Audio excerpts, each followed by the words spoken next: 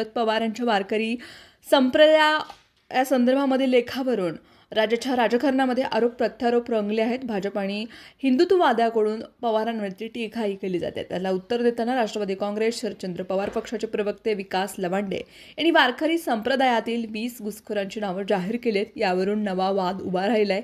वारकरी संप्रदाय प्रतिगामी विचारसरणीच्या लोकांची घुसखोरी झाली आहे, असं शरद पवार यांनी महिला शासकीय अधिकाऱ्यांच्या अखिल भारतीय साहित्य संमेलनानिमित्त प्रकाशित स्मरणिकेत पवार यांनी या गोष्टीचा उहापोह केला आहे.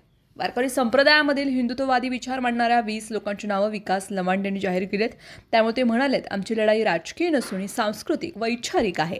आम्ही जी नावं जाहीर करण्यात आले आहेत त्यांच्याशी आमचा वैयक्तिक कोणताही वाद किंवा शत्रुत्व नाही.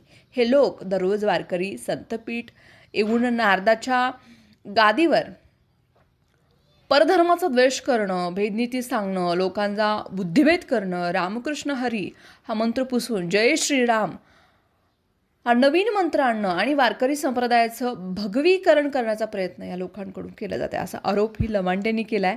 ते म्हणालेत, अयोध्याच्या राम मंदिराच्या ट्रस्टी आहेत ते गोविंद देवगिरी महाराजांचं मूळ नाव किशोर व्यास असं आहे. मध्यंतरी त्यांनी ज्ञानोबा तुकोबांचे ग्रंथच नाहीत असं वादग्रस्त विधान केलं होतं.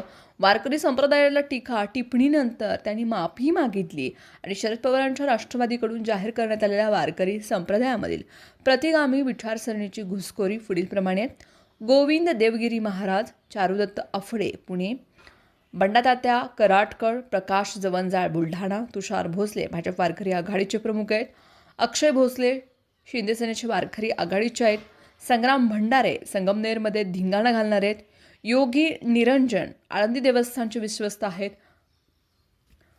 RSSचे कट्टर प्रचारक आहेत, एकनाथ सदगीर ठाणे परिसर, ज्ञानेश्वर जळखीकर, संजय पाचपोर, भास्करगिरी महाराज देवगड, तसेच 13 नंबर आहे संजय नाना धोंडगे, राणा वास्कर, चंद्रशेखर देगलूरकर पंढरपूर, उद्बोध पैठणकर, श्याम राठोड सध्या नाव बदलून वागणारे आहेत, किशोर शिवणीकर, रामगिरी महाराज आणि निरंजन कोठीकर अशी नावं आहेत.